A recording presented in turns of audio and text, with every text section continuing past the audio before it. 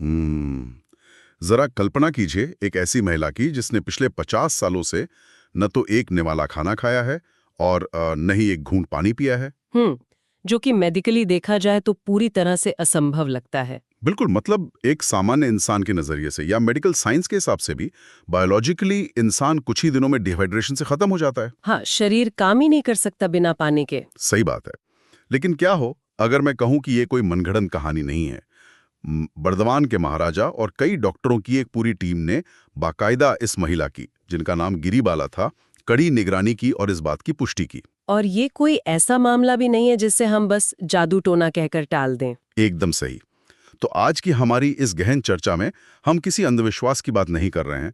हम उन किताबों और लेखों के पन्ने पलट रहे हैं जो परमहंस योगानंद की ऑटोबायोग्राफी ऑफ योगी और महर्षि पतंजलि के 2000 साल पुराने योग सूत्र पर आधारित हैं, जो कि बहुत ही गहरी स्रोत सामग्री है। हाँ, तो हमारा मिशन आज ये समझना है कि कैसे ये सामग्री दावा करती है कि मानव चेतना केवल वास्तविकता का अनुभव ही नहीं करती, बल्कि असल में उस वास्तविकता को रचती भी है। बिल्कुल। और देखिए, इस चर्चा की गहराई का अंदाजा हम इसी बात से लगा सकते हैं कि ये ज्ञान सिर्फ हिमालय की गुफाओं तक सीमित नहीं रहा। मतलब स्टीव जॉब्स ने अपनी जिंदगी के आखिरी 10 सालों में योगानंद की इस किताब को हमेशा अपनी डेस्क पर रखा। अरे वाह, आखिरी 10 साल। हाँ, और उनके निधन के बाद जब उनकी निजी कॉपी देखी गई ना, तो उसके लगभग हर पन्ने पर उनके नोट्स थे, कई लाइनें अंडरलाइन की हुई थी। ये तो बहुत बड़ी बात है। इतना ही नहीं, बिल गेट्स ने भी इसे अपनी पढ़ी गई अब तक की सबसे महत्वपूर्ण किताब बताया है।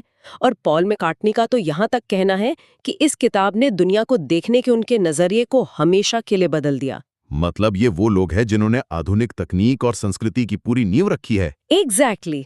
चलिए इसे थोड़ा खोल कर समझते हैं।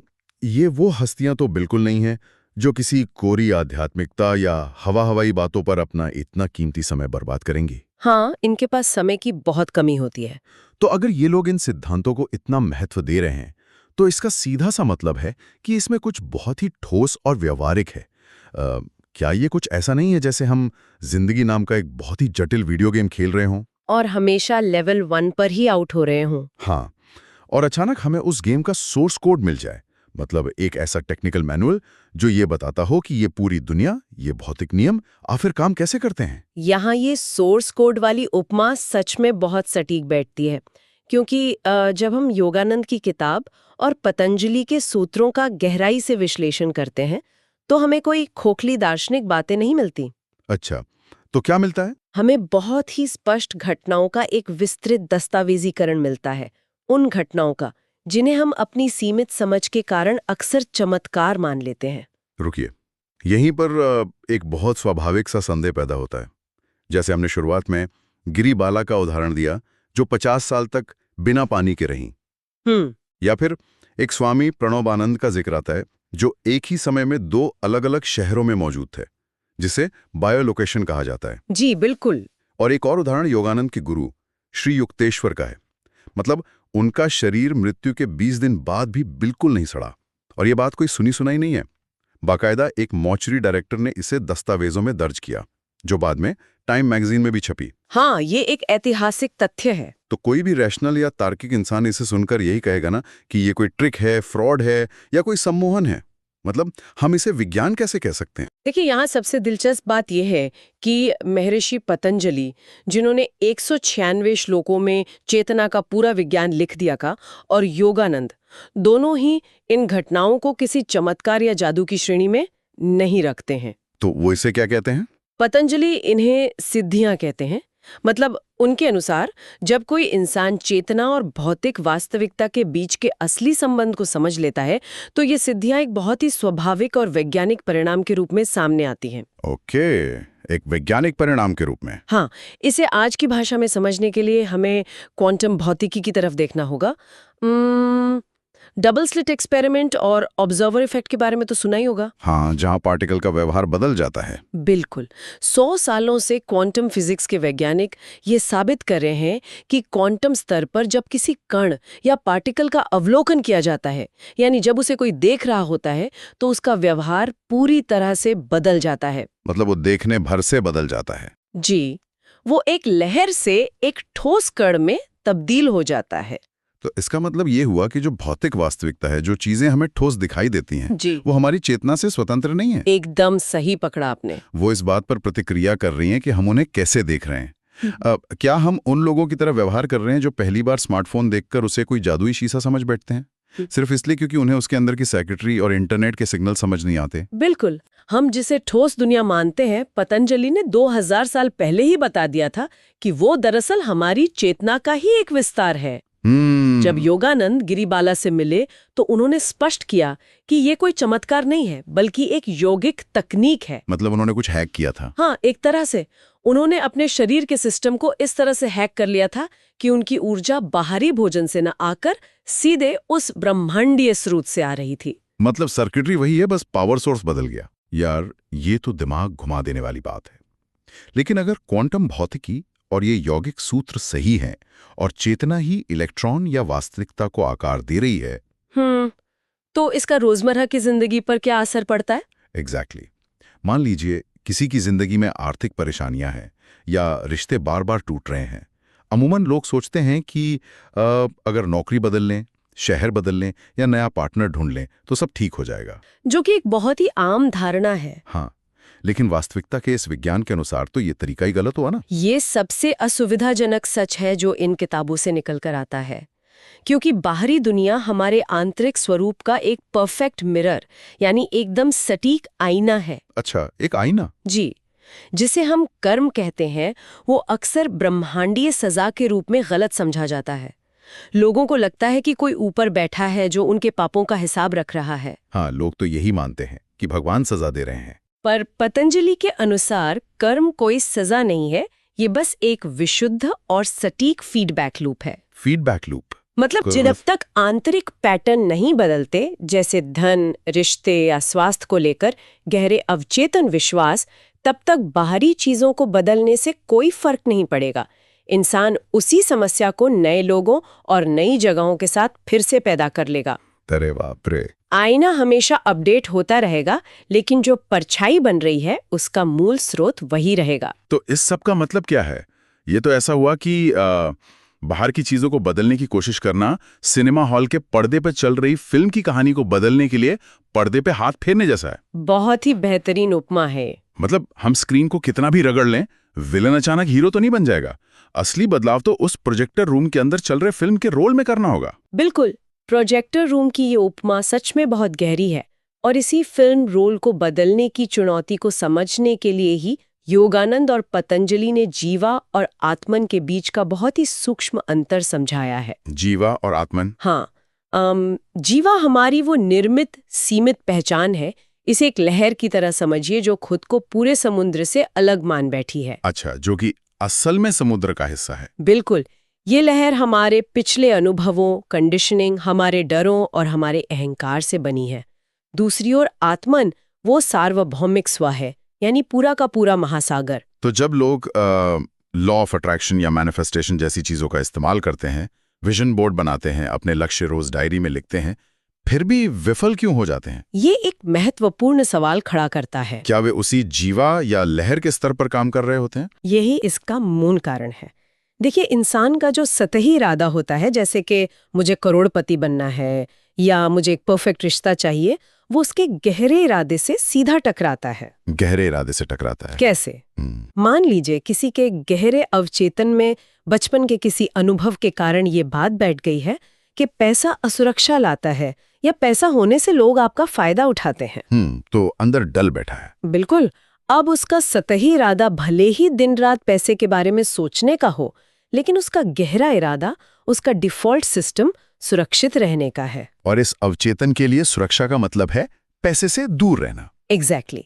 इस टकराव में जीत हमेशा गहरे इरादे की होती है, क्योंकि प्रोजेक्टर के अंदर असल में वही फिल्म चल रही है। यूनिवर्स आपके शब्दों को नहीं सुनता, वो आपके गहरे इरादे को महसूस करता है। अगर यूनिवर्स हमारे गहरे इरादे को महसूस कर रहा है, तो इन किताबों में वास्तविकता के कुछ ऐसे नियम भी बताए गए हैं जो हमारे सोचने के तरीकों को पूरी तरह पलट देते हैं। हाँ, बहुत सारे ऐसे नियम हैं। इसमें एक बात कही गई है कि विचार निजी नहीं है। मतलब हम जो सोचते हैं वो एक रेडियो स्टेशन की तरह हर वक्त ब्रॉडकास्ट हो रहा है। योगानंद ने अपनी आत्मकथा में कई ऐसे प्रसंगों का वर्णन किया है जहां योगी बिना एक शब्द बोले लोगों के विचार पढ़ लेते थे या फिर मीलों दूर बैठे शिष्यों से संवाद कर लेते थे। बिना फोन या किसी चीज के? हाँ, पतंजलि ने भी अपने सूत्रों में इसे एक तकनीक के रूप में बताया है। आम जिंदगी में इसका मतलब ये है कि हम चाहे कितनी भी अच्छी बातें बोल लें, लोग हमारे शब्दों से ज्यादा हमारे आंतरिक भावों को अवचेतन स्तर पर कैच कर लेते हैं। तो अगर हमारे विचार हर समय ब्रॉडकास्ट हो रहे हैं तो क्या इसका मतलब ये है कि किसी मीटिंग रूम में या किसी पार्टी में सबसे करिश्माई व्यक्ति वो नहीं है जो सबसे अच्छी एक्टिंग करता है? बिल्कुल नहीं। क्या हमारी झूठी मुस्कान या आत्मविश्वास का नाटक पूरी तरह से बेकार है? मतलब लोग हमारी एंग्जाइटी को भांप लेते हैं? 100%। सच्चा करिश्मा असल में कोहेरेंस है। कोहेरेंस, ये क्या होता है? कोहेरेंस का मतलब है जब आपकी आंतरिक अवस्था और बाहरी अभिव्यक्ति में कोई अंतर न हो। आप अंदर से जो हैं, बाहर भी वही है। अच्छा, मतलब कोई दिखावा नहीं। हाँ, जब आपका इरादा और आपका एक्शन एक ही फ्रीक्वेंसी पर होते हैं तो लोग उस स्पष्टता की ओर अपने आप खींचे चले आते हैं। इसके अलावा एक और बड़ा भ्रम जो ये किताबें तोड़ती हैं वो है समय को लेके। अरे हाँ, समय को लेकर जो बात कही गई है वो बहुत अजीब है। बिल्कुल। हम तो ये सोचते हैं कि चीजें भविष्य में होंगी, लेकिन यहाँ कहा गया है कि समय रैखिक मतलब लीनियर नहीं है। देखिए, हमारी धारणा है कि ए के बाद बी आता है और बी के बाद सी। हाँ, नॉर्मल लॉजिक तो यही कहता है। लेकिन वास्तविकता के गहरे स्तर पर जीवन के हर बड़े परिणाम या कोई भी बड़ी रुकावट बाहरी दुनिया में भौतिक रूप लेने से पहले हमारे आंतरिक स्तर पर घटित हो चुकी होती है। मतलब घटना असल में पहले ही घट चुकी होती है। हाँ, बीज बहुत पहले बोया जा चुका होता है। और शायद यहीं पर पश्चिमी और पूर्वी नजरिए में गुरु की भूमिका पूरी तरह बदल जाती है। बिल्कुल सही दिशा में जा रहे हैं आप। क्योंकि पश्चिमी नजरिए में हम गुरु या मेंटर को एक टीचर मानते हैं जो हमें कोई नई जानकारी देता है या कोई स्किल सिखाता है। लेकिन यहाँ श्रोत में गुरु को एक ट्यूनिंग फोक बताया गया है। इसका क्या मतलब है? गुरु का मुख्य काम सिर्फ लेक्चर देना नहीं है। एक सच्चा गुरु एक बहुत ही उच्च आवृत्ति या फ्रीक्वेंसी पर कंपन कर रहा होता है। जैसे एक रेडियो सिग्नल? हाँ, या जैसे अगर आप एक ट्यूनिंग फोक को बजाकर किसी दूसरे शांत ट्यूनिंग फोक के पास रख दें तो दूसरा भी अपने आप उसी आवृत्ति पर कंपन करने लगता है। अरे वाह, बिना छुए? जी, इसे ट्रांसमिशन कहते हैं। गुरु की उपस्थिति मात्र से ही शिष्य की चेतना का स्तर ऊपर उठने लगता है। वो अपनी फ्रीक्वेंसी से शिष्य की चेतना को सीधे बदल देता है। इन सब में जो एक और बात मुझे सबसे ज्यादा चौंकाने वाली लगी, वो नींद और समाधि के बीच का कनेक्शन था। ये बहुत ही गहरा विषय है। मतलब इन ग्रंथों गहरी बिना सपनों वाली नींद और एक योगी की समाधि की संरचना बिल्कुल एक जैसी है। ये कैसे संभव है? नींद और समाधि एक कैसे हो सकते हैं? इसे समझने के लिए हमें वापस उस जीवा वाले शोर को देखना होगा। वो अहंकार वाली लहर? हाँ, जब इंसान गहरी नींद में होता है तो उसका वो सतही शोर मचाने वाला दिमाग, उसका अहंकार, उसकी चिंताएं, सब कुछ शट डाउन हो जाता है। सब शांत हो जाता है। वो सीमित पहचान घुल जाती है और इंसान उसी यूनिफाइड फील्ड यानी ब्रह्मांडीय चेतना के सागर में चला जाता है जहां से सब कुछ उत्पन्न होता है। तो फिर फर्क क्या है? फर्क ये है कि आम इंसान ये काम गहरी बेहोशी में करता है, इसलिए सुबह उठकर उसे कुछ याद नहीं रहता, बस वो तरोताजा महसूस करता है। अच्छा, और समाधि में? समाधि में एक योगी उसी गहरी अवस्था में पूरी जागरूकता के साथ प्रवेश करता है। वो वहां बेहोश नहीं होता, वो वहां जाकर उस प्रोजेक्टर की फिल्म को सीधे एक्सेस कर सकता है और उसे बदल सकता है। यार, ये सब सुनने में बहुत गहरा और रहस्यमय लगता है, लेकिन आम जिंदगी में ईमानदारी से कहूं तो हम में से कितने लोग समाधि में जा सकते हैं? ये एक बहुत ही व्यवहारिक सवाल है। क्या कोई आम इंसान सच में इसे अपनी रोजमर्रा की भागदौड़ वाली जिंदगी में उतार सकता है? अच्छी बात यह है कि इस स्रोत सामग्री में सिर्फ सिद्धांत नहीं है, बल्कि इस गहरे स्तर तक पहुंचने के लिए कुछ बहुत ही प्रैक्टिकल अभ्यास दिए गए हैं। बिल्कुल, 4 मुख्य अभ्यास बताए गए हैं। हाँ, और यहाँ बात सच में बहुत दिलचस्प हो जाती है, क्योंकि ये चारों अभ्यास बिल्कुल वैसे लग रहे हैं जैसे हम अपने दिमाग के डिफॉल्ट ऑपरेटिंग सिस्टम को हैक कर रहे हों या उसे मैन्युअली रिबूट कर रहे हों। एकदम सही। ये चारों अभ्यास पतंजलि के अष्टांग योग और योगानंद की क्रिया योग प्रणालियों का एक निचोड़ है। तो पहला अभ्यास क्या है? पहला अभ्यास है क्रिया श्वास यानी ऊर्जा का उलटफेर। ये सुबह 20 मिनट किया जाता है। इसमें क्या करना होता है? आम जिंदगी में हमारी ऊर्जा हमेशा बाहर की तरफ भागती है ना। हम फोन देखते हैं, लोगों पर प्रतिक्रिया देते हैं, चिंताओं में उलझे रहते हैं। हाँ, सुबह उठते ही सबसे पहले फोन ही चेक करते हैं लोग। बस यह अभ्यास उस ऊर्जा के बहाव को उलट देता है। इसमें इंसान अपनी रीढ़ की हड्डी के जरिए ऊर्जा को ऊपर खींचता है 6 काउंट तक, उसे वहीं रोकता है 4 काउंट तक, और फिर धीरे धीरे नीचे लाता है 12 काउंट में। तो इससे होता क्या है? यह ऊर्जा के बाहरी बहाव को अंदर की ओर मोड़कर हमारे नर्वस सिस्टम को शांत करता है और हमें प्रतिक्रियावादी से रचनात्मक बनाता है। वाओ! और दूसरा अभ्यास जो बताया गया है वो है कर्मा दर्पण या कर्मा मिरर। हाँ, ये शाम के लिए है। शाम को 30 मिनट की जर्नलिंग है ना ये? जी, इसमें इंसान अपनी जिंदगी के उस हिस्से को चुनता है जहां वो सबसे ज्यादा अटका हुआ महसूस कर रहा है, चाहे वो करियर हो या कोई रिश्ता। और फिर खुद से तब तक कड़े सवाल पूछता है जब तक कि वो उस गहरे विश्वास को ना पकड़ ले जो उसे हमेशा डिफेंसिव बनाता है। मतलब अपने अंदर की उस खराब फिल्म को ढूंढने का तरीका जो पर्दे पर गलत तस्वीर प्रोजेक्ट कर रही है।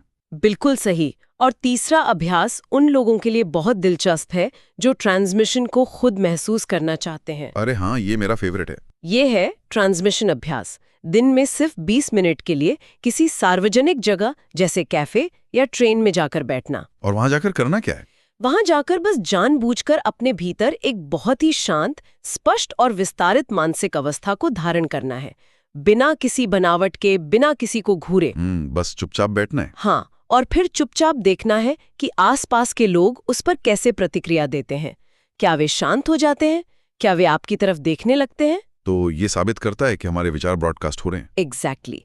ये इंसान को इस बात का व्यावहारिक प्रमाण देता है कि उसका आंतरिक राज्य कैसे एक वाईफाई राउटर की तरह बाहर ब्रॉडकास्ट हो रहा है। और चौथा अभ्यास है साप्ताहिक संकल्प, मतलब हफ्ते में 1 घंटा निकालकर अपने सबसे गहरे इरादे को स्पष्ट करना। लेकिन इसमें एक बहुत बड़ा पेंच है जो भगवत गीता के दर्शन से जुड़ा है। हाँ, कि आपको अपने प्रयास के नतीजे से पूरी तरह से आसक्ति छोड़नी होगी। यहाँ मैं श्रोताओं की तरफ से एक सवाल पूछना चाहूंगा। पूछिए। हम इंसान हैं, अगर हम कोई काम करते हैं तो हम उसका नतीजा देखना चाहते हैं। मतलब ये कैसे हो सकता है कि हम मेहनत करें और नतीजे की परवाह ही ना करें? ये थोड़ा मुश्किल लगता है। और अगर हम बार बार चेक करते हैं कि हमें सफलता मिली या नहीं, तो उसे सबसे बड़ी बाधा क्यों माना गया है? देखिए, इस बाधा को आप एक बहुत ही सरल रोजमर्रा के उदाहरण से समझ सकते हैं। अच्छा, बताइए। मान लीजिए आपने ऑनलाइन कोई बहुत जरूरी चीज ऑर्डर की है। अब आप हर 5 मिनट में डिलीवरी ऐप खोलकर ट्रैक कर रहे हैं कि पैकेज कहाँ पहुंचा। हाँ, ऐसा तो बहुत लोग करते हैं। तो क्या आपके ऐसा करने से डिलीवरी जल्दी हो जाएगी? नहीं, इससे सिर्फ आपकी एंग्जाइटी बढ़ेगी। यूनिवर्स के साथ भी ठीक ऐसा ही है।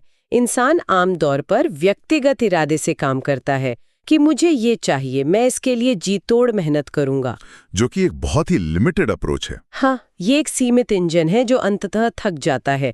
लेकिन योगानंद बाहरी इरादे या पतंजलि के ईश्वर प्रणिधान की बात करते हैं। ये ब्रह्मांडी बुद्धिमत्ता के प्रति एक गहरा समर्पण है। तो जब हम बार बार चेक करते हैं तो क्या होता है? जब आप बार बार मॉनिटर करते हैं कि क्या मेरा काम हुआ, क्या पैसे आ गए, तो आप असल में यूनिवर्स को संदेह का सिग्नल भेज रहे हैं, भरोसे का नहीं। अरे बाप रे! निगरानी करना वापस उसी अहंकार वाले छोटे इंजन में लौटाना है। परिणाम पाने के लिए समर्पण का दिखावा नहीं, बल्कि परिणाम से वास्तविक रूप से मुक्त होना जरूरी है। ये तो अपने अहंकार को चकनाचूर करने जैसा है। अब सवाल यह है कि क्या होता है जब कोई इंसान असल में इन अभ्यासों को शुरू करता है? इसका एक बहुत ही स्पष्ट टाइमलाइन है। हाँ, इन किताबों में एक 90 दिन की यात्रा का बहुत ही बेबाक और यथार्थवादी टाइमलाइन दिया गया है। शुरुआत के दिन 1 से 10 तक तो शरीर और दिमाग में भारी प्रतिरोध होता है, राइट? बिल्कुल। दिमाग कहता है कि ये सब बकवास है, मेरे पास सांस गिनने का समय नहीं है। शायद यहीं सबसे ज्यादा लोग हार मान लेते हैं। हाँ, क्योंकि किसी भी डिफ़ॉल्ट सिस्टम को जब आप रीप्रोग्राम करने की कोशिश करते हैं तो वायरस अलर्ट बजने लगता है। पुराना सिस्टम बदलाव का विरोध करता है। और जो लोग इस 10 दिन के प्रतिरोध को पार कर लेते हैं, उन्हीं 11 से 30 दिनों के बीच अपनी वास्तविकता में शुरुआती दरारें दिखने लगती हैं। दरारें मतलब कैसे? ऐसी छोटी छोटी घटनाएं होती हैं जिन्हें आप महज संयोग नहीं कह सकते। जैसे सही समय पर किसी ऐसे इंसान का कॉल आ जाना जिसकी आपको तलाश थी, या अचानक किसी पुरानी समस्या का बहुत ही सहज समाधान मिल जाना। ओहो, मतलब फिल्म अपडेट होना शुरू हो जाती है। एग्जैक्टली। लेकिन जो सबसे अजीब और शायद डरावना चरण है, वो है दिन 30 से 60 के बीच का समय। इसे तेजी और संज्ञानात्मक अकेलापन कहा गया है। जिसे अंग्रेजी में कॉग्निटिव लोनलीनेस कहते हैं। हाँ, मतलब इंसान दूसरों से पहले चीजों के पैटर्न देखने लगता है। उसे बातचीत के खत्म होने से पहले ही सामने वाले के डर और इरादे समझ आ जाते हैं। क्या आप इस कॉग्निटिव लोनलीनेस को थोड़ा आसान भाषा में समझा सकती हैं? बिल्कुल। इसे आप ऐसे समझिए कि जब आप अचानक ये देखने लगते हैं कि आपके आसपास के लोग, आपके दोस्त या परिवार वाले कैसे अपने ही बनाए हुए डरों और झूठे पैटर्न्स में जी रहे हैं और आप उन्हें समझा नहीं पाते। क्योंकि वो सुनना नहीं चाहते? हाँ, आप उनकी मदद करना चाहते हैं लेकिन वो उस सच्चाई को देखने के लिए तैयार नहीं है। वो जो एक वैचारिक और मानसिक दूरी आ जाती है, उसे यहाँ कॉग्निटिव लोनलीनेस कहा गया है। ये तो बहुत अकेला कर देने वाली फीलिंग होगी। है ना? पतंजलि इसी द्विवेक ख्याति कहते हैं, यानी सत्य और असत्य के बीच का स्पष्ट ज्ञान। इसकी वजह से आपके कुछ पुराने रिश्ते टूट भी सकते हैं, क्योंकि जो साझा वास्तविकता आपके बीच थी, जो पुरानी शिकायतें आप मिलकर करते थे, वो अब आपके लिए मायने नहीं रखती।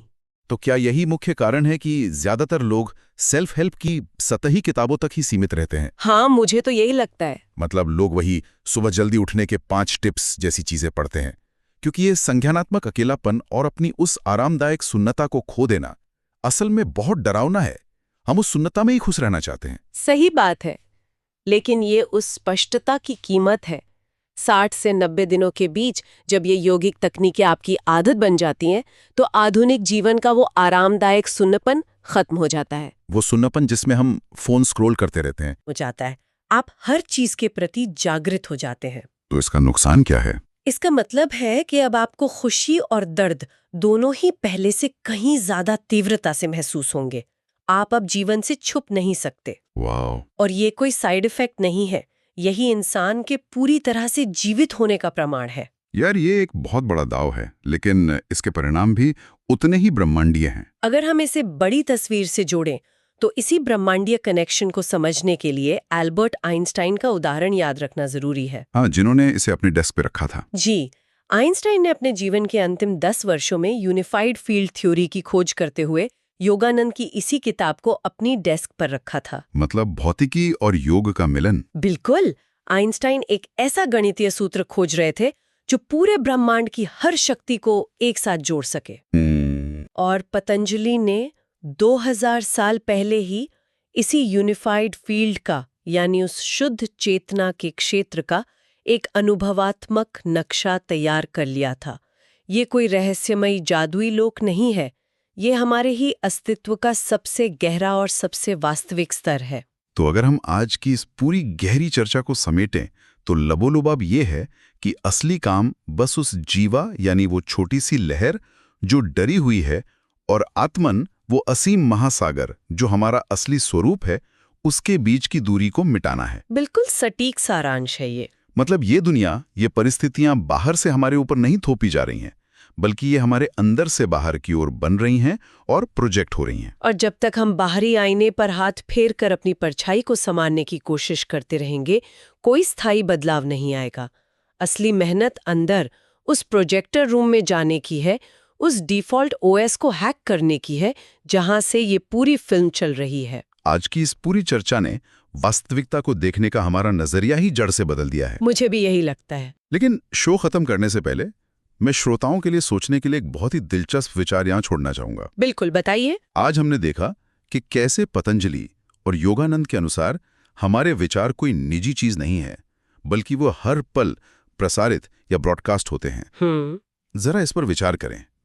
क्या आज की हमारी ये जो आधुनिक तकनीकें हैं, जैसे इंटरनेट, वायरलेस कम्युनिकेशन और स्मार्टफोन, जिन्हें हम हर पल हाथों में पकड़े रहते हैं, क्या ये असल में उन आंतरिक मानवीय शक्तियों का ही एक बाहरी मशीनी रूप मात्र है, जिनका वर्णन 2000 साल पहले इन ऋषियों ने किया था? ये तो बहुत ही गहरा सोचने वाला विषय है ना?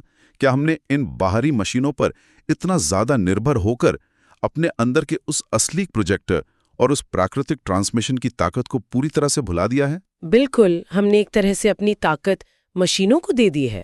तो कल सुबह जब भी कोई जागे, तो अपने विचारों को महज अपने दिमाग की आवाज न माने, उन्हें महसूस करने की कोशिश करें जैसे कि वे कोई वाईफाई सिग्नल हो जो आपसे निकलकर पूरी दुनिया में फैल रहे हैं। सोचिए, आप अपनी इस दुनिया को आज क्या ट्रांसमिट कर रहे हैं।